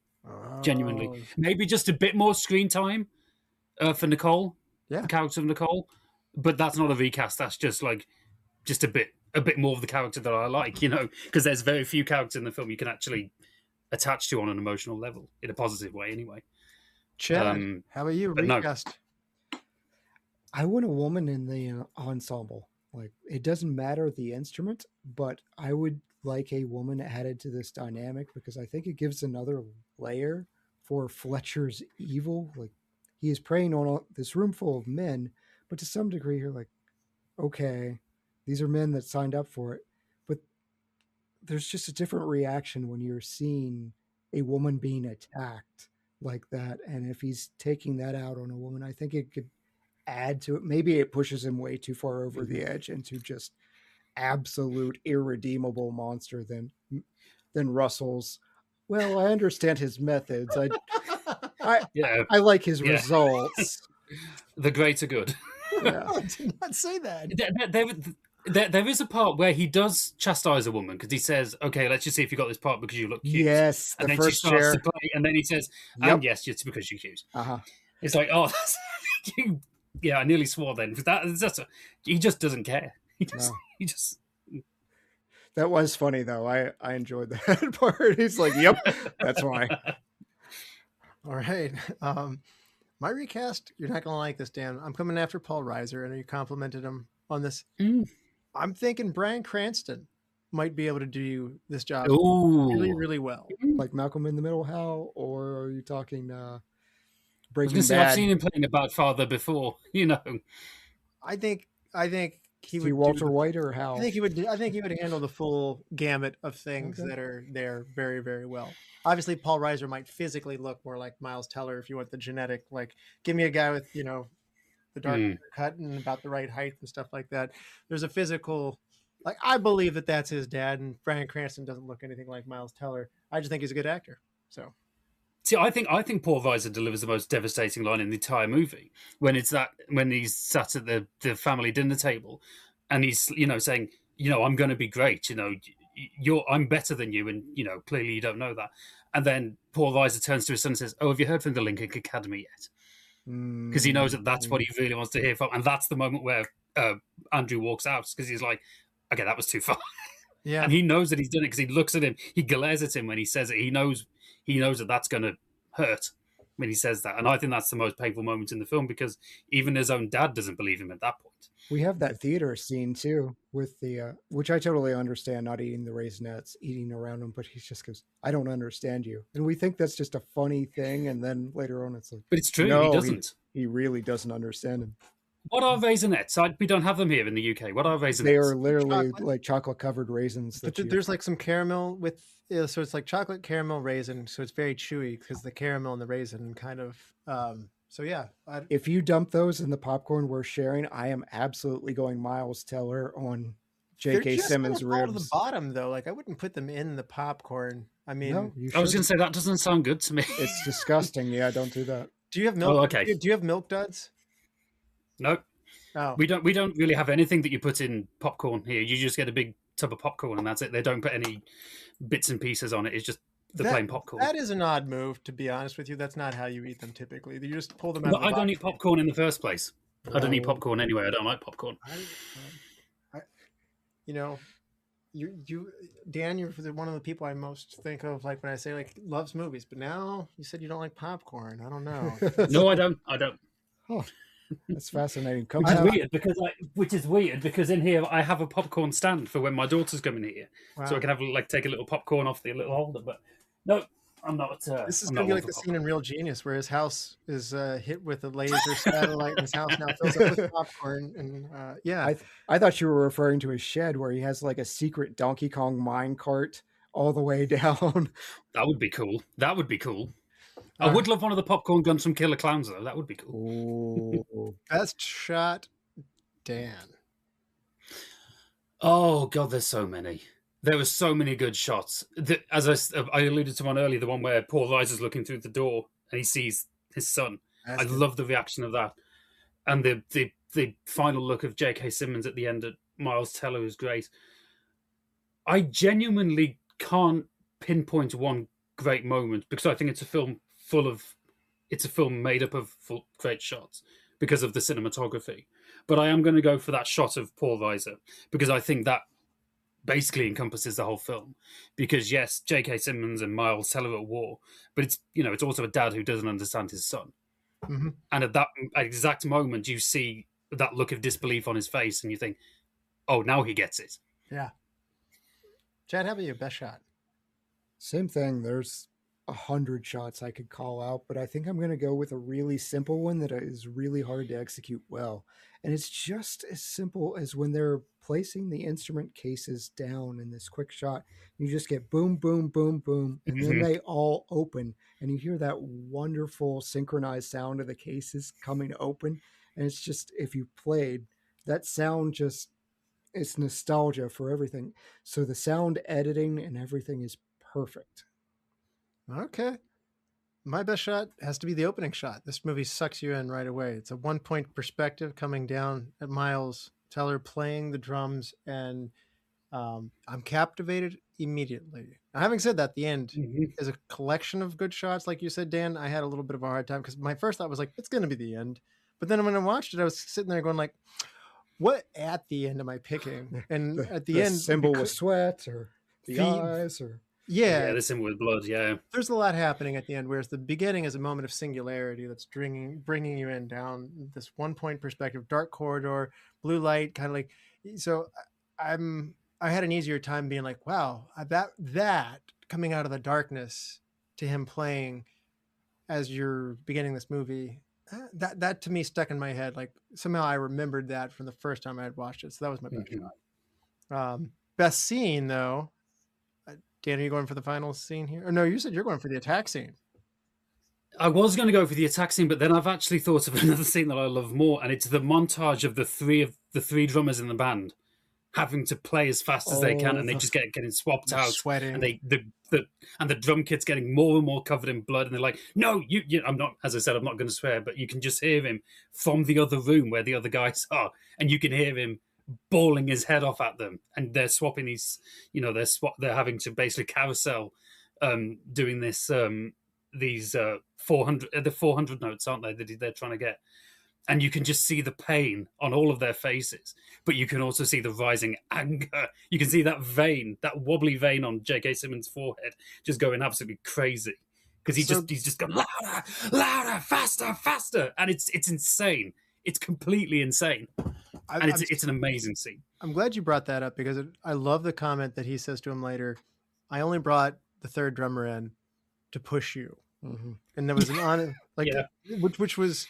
I think that is an honest moment. And even as he mentions the other kid dropped out to go to pre-med, like he was like, yeah, like how I like is like, he didn't have it. Like, I mean, Fletcher is dishonest in that he's trapping him in this moment, but he lets through a lot of honesty with who he is and what he's doing. And I thought that was very interesting too, which feeds back to that scene that you're talking about. Good writing. It's all tight. Chad, how about you? Yeah. Best scene. I mean, that whole caravan drum solo, it's one of the most tense scenes I've seen in all of cinema, and I thought it was just masterfully shot for all the reasons that Dan's brought up. I'd like to be different, but that's also mine. I mean, it's just one of those things where it's where he takes control of the concert. It's a magical moment within the story, but it's as powerful as it is because of how it's filmed and how they shoot it. So that's my best scene. Yeah. Best wardrobe or makeup moment, Dan. Best makeup moment. It's going to be the scene where he's been in the car crash and he's over the drums and he's bleeding from the forehead and his hands are completely cut to shreds, but he's still trying to play, and you just see the blood and sweat just pouring off him. I can at that moment, but also just the really intense close-ups of like the bloody marks on his palms, and he dips his swollen fist into ice, and you see the blood swell into the water and things. Just all of those really painfully intimate moments of him putting the dressings on his hand, and just any scene where Andy's bleeding, I think, just because it's very rare. So when you do see it, it really comes across as you can really feel the damage that this kid's doing to himself to be the best. Yeah. Chad, how about you? Best wardrobe or makeup moment? That's mine exactly. It's the makeup after the car crash, and it really lends to the point of when he's trying to drum and you're thinking, okay, he's somehow going to make it through, and then you just start seeing it in the exhaustion and then the dropping of the bloody stick and everything else. So great makeup there. I'm going with the transition in Miles Teller's wardrobe.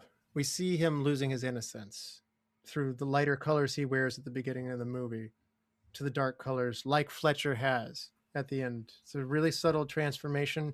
I might not pick up on this in another movie, but because we have such a contained set of characters, I can pick up on this better than, like, if you give me a giant movie with like 15 people, I'm terrible at this, but you have forced me to focus on less here, and I've seen this before, so I picked up on that here this time, and I really appreciated it. But I do want to talk about the power of Fletcher having this very tight-fitting black shirt on. There's a degree of confidence. There's, without the baggy clothing, there's the form-fitting. You can see his movements, and you can see how he moves and carries his body. That carries through with his aggression. And you can almost see these muscular movements within his shirt because he's a wiry dude to begin with. And like you said, he's not actually a guy you'd be physically afraid to fight. He's actually kind of slender and stuff like that, but he's a force to be reckoned with because of how he carries himself in this movie. And this movie uses a lot of darkness behind him, and his head is almost like this floating, like yelling head. And again, the lighting and the black on him. I know it's a simple black t-shirt, and I'm spending a whole minute describing it, but it's really effective with how they use it. He likes Steve Jobs. I didn't say a mock turtleneck. Steve Jobs just did that because he realized he was spending too long picking out clothes each day because he cared about it. So he just pick the same thing over and over again. Just pick the same so, thing. Yeah, so he's like, I was losing too much time in my day. So Unbelievable. all right. Change one thing. Could be hard for you, Dan. If you need to go second, we can, but we're gonna make you do it. One thing. You see, this is impossible. This really is impossible because I can't. You're gonna have to come back to me. I'm gonna have to think of it. You're gonna have to come back to me. Sorry. Okay. No, that's why I prepared you for it. I knew it was. Yeah. This is gonna be hard. You're gonna have to say. This is tough. You're gonna have to say something bad about one of your babies of one of your great films here. So, Chad, how about you? Is there anything you can change other than your personal band experiences? I wish I could change those. No, what I would change here actually derives from my band experiences, and it's something I need more. I might have missed it, but I need a line to explain how we're able to get upswing in here, because it makes no sense to me that they don't practice ahead of time. Every ensemble, everything I've ever been, doesn't matter. These people are trying to make it in front of executives and different high-powered individuals. There's no way they're not going to practice like an hour before. So the surprise betrayal doesn't make sense to somebody that's been in that environment. You are a complete lack of professional if you go up there and just try and wing it or say, I've got it. That doesn't happen in that environment. I need something saying, hey, here's our set list. And he just omits something and they say practice like an hour at home. I don't know. I need something to explain that to me. Mm-hmm. Or saying like, here it is. We're not playing it, but here it is. And then everybody else knows that they're playing it and not him or something like that. But yeah. Yeah. Or he can't make the practice, but he says it'll be okay because it's still whatever. Yeah. Yeah.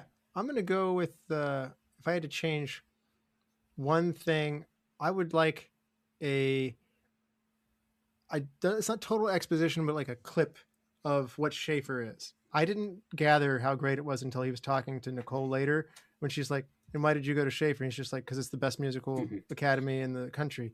And I think it could either have been done through discussion with Paul Reiser's character early on, or just a little fun. Like they're so good with the film work. I thought it would have been fun to unleash the music, the cinematographer and the editor again to run through and just capture what it is we're dealing with, because I, as a non-musical person, didn't fully grasp the stakes of what was at hand the first time through necessarily. I caught up to speed later. Dan, how about you? It's really hard because the whole pacing of the film is so key to why it works, because it's as tight as a snare drum. There's no wastage here. It's every scene is in there for a reason. I think they're exactly the right lengths that they need to be. When I've done these before with you and you've said, what things would you change? We've been talking about older films like Nightmare on Elm Street or Black Christmas or Tim Burton's Batman, and sometimes there's some dated special effects, or some odd makeup choices which have aged the film slightly. But because of the age of the film and because it's so low budget and there's nothing in regards, prosthetics or anything like that, there's very little that's going to age the film ever. Because there's not a huge amount of technology in the film, so that's not going to age it. I think it's going to be a pretty timeless movie, to be honest. So I can't really think of anything that I'd change. More music that would actually do you want to just benefit? Do you want to drink the music in a little bit more? Probably. Let the music breathe. I would always want more. Yeah, maybe more musical sequences then. But even then, I love the amount of music that's in there, because in the end, I don't think it's really a film about music. Fair. I think it's a film about this kid who's pushing himself to, near breaking point. As I said, it could have been about history or art or architecture or whatever. It just happens to be set in a musical. I think I'm going to have to mulligan this one and say I genuinely can't think of a thing I would change about it. I'm sorry. Punt. Genuinely. All right. Well then, best quote, Dan. A lot of stuff to choose from here. You may need to bleep yourself, but here we go. Say. No. There are no more harmful words in English language than the words "good job," because that's Terence Fletcher's complete philosophy. That's what he's based his entire career on. It's true. Like, I really... No, it's not true, you monster. I really... That one I took away and I was like, wow, that is really true. Oh my goodness, do not parent your child like that. Good try, good effort is always a good thing, but good job means it's good enough. There's a difference. Because to me, it's just... I like to see your effort. To me, I mean, to me, it's just whatever goes through Terrence's head whenever he's doing something. He's thinking, I'm not going to say good job. Even, I'm just trying to make these people the best they can be. Even like parent psychology videos will say, I like how you tried, good effort. I saw you putting forth the focus there. Mm-hmm. I mean, it doesn't mean like, hey, your results are flawless and I don't have to work on this anymore. It's like, I see your hard work and I see how you're working hard. That's really great. I mean, that's a good praise. So, I mean, just saying good job is different. So, oh man. I hope at the end of my life to hear the phrase "well done." So, well, after you subject me to making me watch not only Human Centipede 3 but Human Centipede 2, and then putting me this is your fault. I didn't. No, there's no fault. No, never mind. Dan, for 4 out of 5 years, he has put My Dealer's Choice as the very last ranked movie of the year. And I told him, and I warned him, if he continues to do this, that he is getting Human Centipede 3. Hate picks. Yeah, I get a hate pick. And I thought about tagging you in for this one, Dan. All you had to do was rank it. Oh, thank you so much for not doing that. All you had to do was rank it 49th out of 50. Not even Dan will cover it with you. All you had to do is 49 out of 50. This is your own hubris. This is your Fletcher moment. We only cover 50 movies a year. They're mostly really good. And when you go out of your way to please Grave of the Fireflies is not a 50th movie. What is it? Grave of the Fireflies. Oh, they won't be 50 at the end of this year. No, it won't be. Only because it's hard though. Centipede. Boy, that movie tears your heart open. Oh my god, that movie is it does. I mean, it's good, Chad. It's just it'll move up throughout the year. There's no doubt about it. All right. Chad, best quote of the movie. Dan took mine, even though it's like the most wrong quote, and I'm very disturbed that Russell's like, oh, that's a good life philosophy. I am terrified now. So I will go with, for the record, Metz wasn't out of tune. You were, Erickson, but he didn't know, and that's bad enough. That was also really great. I like that one too. Dan also took mine. I was also going to use, there's no two words in the English language more harmful than a good job to me. I did like when Terrence Fletcher said, I was there to push people beyond what was expected of them. I believe that's an absolute necessity. That line makes me think. That line makes me carry forward to somebody like Bobby Knight, who ultimately was fired for going too far, abusing his players, throwing chairs on courts, yelling and shouting, and yet people signed up to be pushed like that.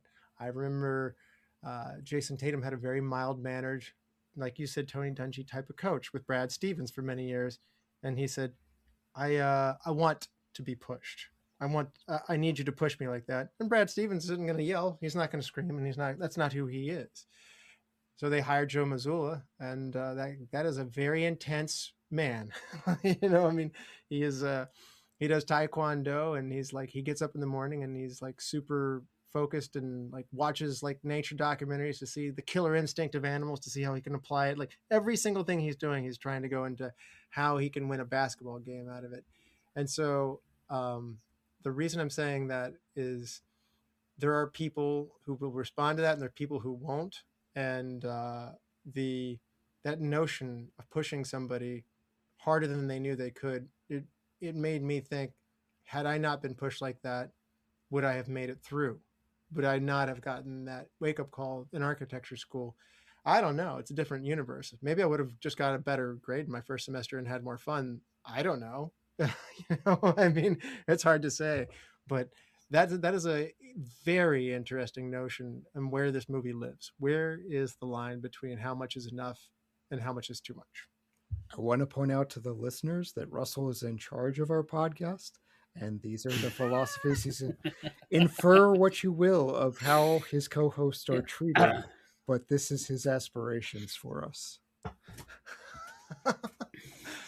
I didn't say... I just want to be clear. I am not Fletcher, nor do I totally say I would do this. Like that's not what I would do. So I'm not. I don't think that I would be a Fletcher person. Oh, there have been many behind the scenes. That was not a 5-star episode. Do it again. Yeah. There've been some that I wanted to try again, but no. That's only human. No, it's all right. All right. Well, none of the ones that Dan's been on. You're always a great guest, Dan. So we appreciate you here. Let's bring this. I was just about to say I'm not that available to redo episodes. We did one once, Black Hawk Down. We did the whole episode and didn't hit record. Oh no! Yeah. Oh. Yep. I looked down. I was like, oh no. Oh no. But the thing I love doing about this podcast, especially, is that because it's all improvised, and we do have a sort of plan, but it is off the cuff a lot. I think if you're going to do it again, you're going to remember what you've said, so it's going to be. There's not going to be that sense of, off the cuff, off the top of your head remarks, and I think that's what makes this podcast so great. Is that you just talk, as it comes to you. But if you're having to redo it again, you're just going to say, okay, well, that works. I'm going to have to remember that. And then, no, I forgot to say that the last time. Black Hawk Down So that must be gutting. For the first year of the show, Black Hawk Down, for whatever reason, was like our number one downloaded episode for a long time. It was. And then later on, but whenever I would hear it, I'd sit there and be like, I don't think that was our best take on that. Like, it felt mechanical to me. I don't want to ruin the listen for anybody who goes back and checks out Black Hawk Down, because I think we still did justice to it. But you're right, Dan. Like, I went through all the notes. I was just like, I felt like I was in Groundhog Day. Like when you covered it, like I'm trying to recreate the good day in the snow. That last month. Yeah. Can I interview you for adoption? Just about to say that. Hey, look, let's have a snowball fight. Yeah. So anyway, Dan, I think we've come full circle. We want to hear on a 5-star scale. What are you giving this movie on a 5-star scale with half-star intervals? No, I'd say it's about a 2.5, 3 maybe. No, it's a 5-star movie. Of course it's a 5-star movie. It's one of my absolute favorite films of all time. I love it. And I should mention this. Dan's come on here and with some of his favorite movies, we have like a top 100 of him. We call him in just like we know what he wants. And he's gone and taken movies that he really loves. And I've been amazed that you're disciplined to give him 4 or 4.5 and they're in your top 100. I'm sitting there going like, Chad always gets on me for this, but if it's in my top 100, it's pretty hard to get anything below a 4.5. But yeah. Oh, when you ask what would you change, what casting would you change? It's like, don't ask me to do that. God forbid you ever ask me to do a Jaws episode. I'd be really stuck. Well, Jaws 3D is waiting with your name on it if you want it. I'll absolutely take Jaws 3D. Really? It's one of my one of my least favorite films of all time. I'll absolutely talk about Jaws 3D. Sign me up for that. That would be fun. Yeah, right. if a movie has an attractive redhead or a good chuckle, Russell's like, here's 5 stars. He's just, if I have picked it, nope, worst movie of the year. I went 4.5. I think this is amazing. I think it's traumatic. I really enjoyed it, and I really hate it at parts of it of just like, oh, this is. But you know what? That's what a good movie does. The only reason I docked a 0.5 star is I can't reconcile in my head how that trap for Andrew is laid out and how it played out. It just doesn't, with my experience, it doesn't make sense. No, yeah, there's no way I'm playing that with Fletcher. Like that I was going to say it was going to be my change one thing going into the movie, but then I forgot how important it was that's where he takes control of the band. Mm-hmm. I was like, well, I can't cut that. But that's an actually interesting point, Chad, because I also wouldn't. I was like, yeah, I don't want anything to do with Fletcher again. I don't want to. I can see him playing. I could see him playing to prove. I just can't see him not practicing that song or not practicing beforehand with the stakes involved. So that's the only thing. Go ahead, Dan. So can I just ask Chad a quick question? Because you said you didn't know what you were getting into with this. You thought it was going to be about a car crash or whatever. Uh-huh. Mm-hmm. How long did it take you before you realized, first of all, that it wasn't going to be that kind of film? And how long did it take you to get acclimatized to thinking, okay, this isn't what I was going into? 10 seconds. I mean, awesome. Drumming in a hallway. I'm like, this is either the weirdest opening for a future NASCAR, Indy, F1, whatever, or I am just way, way wrong. And I just assume, because ask my wife, I am often wrong. So I just assume I'm in a state of wrong. Okay. About halfway through when he was throwing a chair, I'm like, we are really just not going to get to these race cars. Yeah, I'm going to rate this movie 4.5, like you, Chad. This movie is really well made. There's almost nothing I would change about it. The casting is outstanding. It's really improving upon second viewing. The only thing that's going to keep it out of the 5 is that it feels tense. Like it feels like somebody's like, putting you through, like, I don't want to be, like you said, Chad, nobody wants to be yelled at like that. Like, so it will affect your senses as you watch it. It's hard. Like when we watched it, I kind of was like, Chad picked it. I was like, no, it's a good movie. I don't think I would have picked it because it was one of those things where it's just like, there's a difficult level that is to sit here and watch it. However, having said that, I had a lot of fun thinking about this movie deeper, and it made me appreciate it a whole lot more. So only just rewatchability of like saying like, this is something I'm going to pull out frequently is the only thing that's probably keeping it from going to the 5 level, because in terms of how it actually did everything, it checked all the right boxes. Like you said, Dan, it's just, Fletcher's not a character I want to cozy up to on an annual basis. So fair enough. Yeah. All right. Let's pick a movie for next time, Chad. What do you say? Absolutely. We are here to make Dan jealous that he's not going to be on the next episode, but it is the new hotness, horror movie remakes. We're going to do the most classic of all horror movies. We are revisiting the modern remade versions of Universal monsters. So option number 1, Mary Shelley's Frankenstein from 1994, when the brilliant but unorthodox scientist Dr. Victor Frankenstein rejects the artificial man that he has created. The creature escapes and later swears revenge. Option 2, Bram Stoker's Dracula from 1992. Centuries-old vampire Count Dracula comes to England to seduce his barrister Jonathan Harker's fiancée Mina Murray and wreak havoc in the foreign land. Or option 3, The Wolfman, please don't pick this one, from 2010. Upon his return to his ancestral homeland, Dan knows what I'm talking about, an American man is bitten and subsequently cursed by a werewolf. Well, I also have seen The Wolfman. I was in the theaters for that one, unfortunately. And I have seen Bram Stoker's Dracula, but I've not seen Mary Shelley's Frankenstein with De Niro. I'm curious to know more about that one. So let's do something I haven't seen here. Let's go with option number 1 there. Yeah, that's the rare horror movie I haven't seen, so I'm looking forward to that one. I have not. No, check it off my bucket list. Could I give you a quick prelude to your review next week? Whenever it's going to be, sorry. Kenneth Branagh was doing press for Mary Shelley's Frankenstein, and I think he was either in France or Spain, and the film had been getting really quite bad reviews. It really divided the critics. And the first question that this interviewer said, so, Mr. Branagh, how does it feel having made the worst film ever made? Nice question. Oh, gosh. So there you go. If that doesn't prepare you for your... that's one of the worst interview questions I've ever seen. Yeah, like, that's really just terrible. Somebody hadn't seen Manos, the Hands of Fate. There's like George W. Bush, like where somebody just threw a shoe at him, and then underneath that, right underneath that is the interview question. W was. I am very jealous that you're going to be doing that. W just like dodged the shoe, and it's just like they were ready to throw him out, and he was just like, "No, it's okay. Let him stay in. Like, all right. Well, we had a lot of fun with you on this episode, Dan. Thank you so much for sharing Whiplash. Yes, thank you. Oh, thank you so much for having me back. It's always a pleasure. I'm sorry that I've just garbled for 2 hours, but I love it. Yeah. It's what I do. It's what I do. And thank you, all the lords, ladies, and knights of the Retro Movie Roundtable. We invite you to reach out to us. We want to hear from you. So subscribe, rate, and review us on Apple Podcasts, Spotify, wherever you get your podcasts. Subscribe to our YouTube channel. Give us a like on Facebook.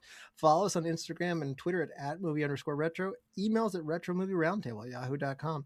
And producing and providing this podcast is fun but not free. So we invite you to support our show at our Patreon page at www.patreon.com/Retro Movie Roundtable.